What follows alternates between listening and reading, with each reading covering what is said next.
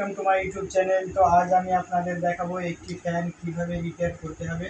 তো আপনারা দেখতে পাচ্ছেন আমি ফ্যানটি কাস্টমারের বাড়ি থেকে নিয়ে এসেছি এবং কাস্টমারের বক্তব্য যে ফ্যানটি খারাপ হয়ে গেছে।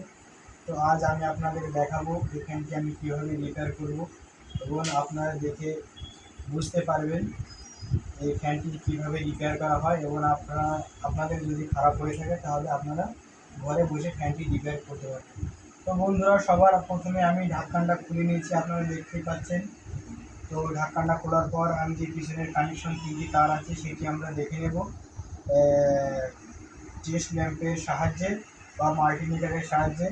তো আপনারা দেখতে পাচ্ছেন তিনটি তার আমি আলাদা করে নিয়েছি। তো এটি হলো ফ্যানের ক্যাপাসিটার।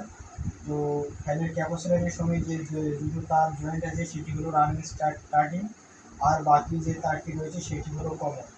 তো বন্ধুরা,